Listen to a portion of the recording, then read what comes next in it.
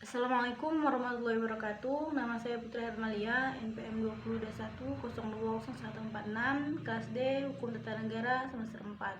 Di sini saya akan menjelaskan materi tentang pendekatan filsafat hukum, ilmu sosial untuk memenuhi tugas mata kuliah filsafat hukum.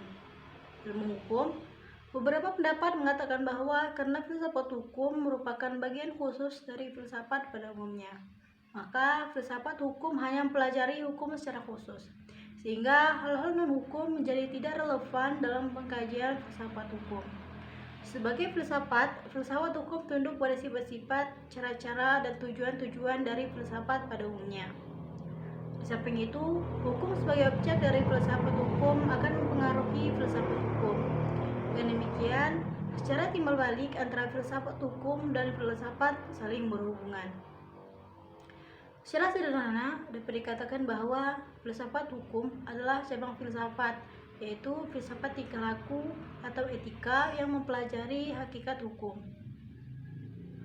Dengan perkataan lain, filsafat hukum adalah ilmu yang mempelajari hukum secara filosofis. Jadi, objek filsafat hukum adalah hukum dan objek tersebut dikaji secara mendalam sampai pada inti atau dasarnya, yaitu disebut hakikat. Menurut Purnadi Purbacaraka dan Suarjono Sukanto, hukum dapat diartikan sebagai yang pertama, ilmu pengetahuan, yakni pengetahuan yang tersusun secara sistematis atas dasar kekuatan pemikiran. Dua, disiplin, yakni suatu sistem ajaran tentang kenyataan atau gejala-gejala yang dihadapi. Ketiga, norma, yakni pedoman atau patokan sikap tindak perilaku yang pantas atau diharapkan. Keempat, tata hukum, yakni struktur atau proses perangkat norma-norma hukum yang berlaku pada suatu waktu dan tempat tertentu, serta berbentuk tertulis. Kelima, tugas, yakni pribadi-pribadi yang merupakan kalangan yang berhubungan erat dengan penegakan hukum. Keenam, keputusan penguasa, yakni hukum proses diskresi. Ketujuh, proses pemerintahan, yakni proses hubungan timbal balik antara unsur-unsur pokok dari sistem kenegaraan. Kedelapan, sikap tindak ajek atau perilaku yang teratur, yakni perilaku yang diulang-ulang dengan cara yang sama yang bertujuan untuk mencapai kedamaian.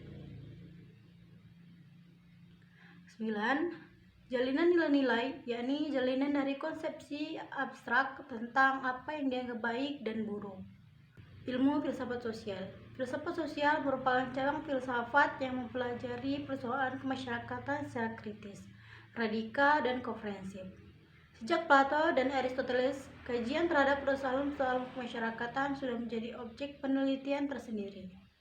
Menurut Plato dan Aristoteles, susunan kemasyarakatan mencerminkan susunan kosmos yang abadi.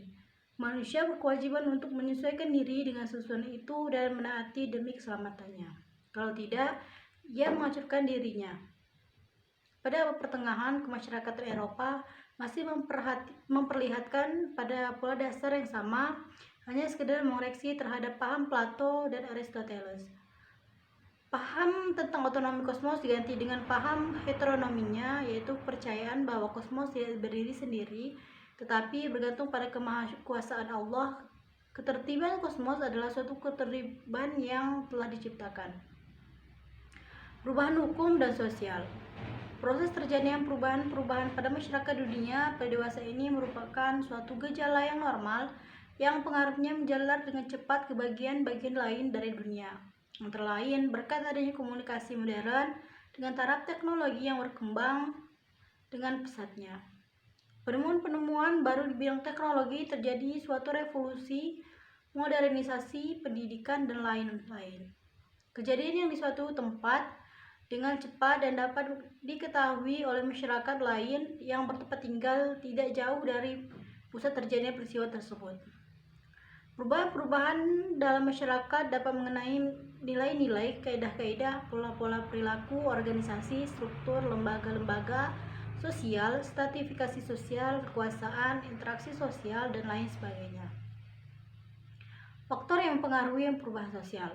Pada umumnya dapat dikatakan bahwa sebab-sebab terjadinya perubahan-perubahan sosial dapat bersumber pada masyarakat itu sendiri dan ada letaknya di luar masyarakat tersebut, yaitu yang datangnya sebagai pengaruh dari masyarakat lain atau dari alam sekelilingnya. Sebab-sebab yang bersumber dari masyarakat itu sendiri adalah antara lain bertambah atau berkurangnya penduduk, penemuan-penemuan baru, pertentangan, dan terjadinya revolusi. Suatu perubahan sosial dapat bersumber pada sebab-sebab yang berasal dari luar masyarakat tersebut, misalnya sebab-sebab yang berasal dari lingkungan alam, peperangan, pengaruh kebudayaan masyarakat lain, dan sebagainya. Baik, hanya sekian yang dapat saya sampaikan. Saya akhiri. Wassalamualaikum warahmatullahi wabarakatuh.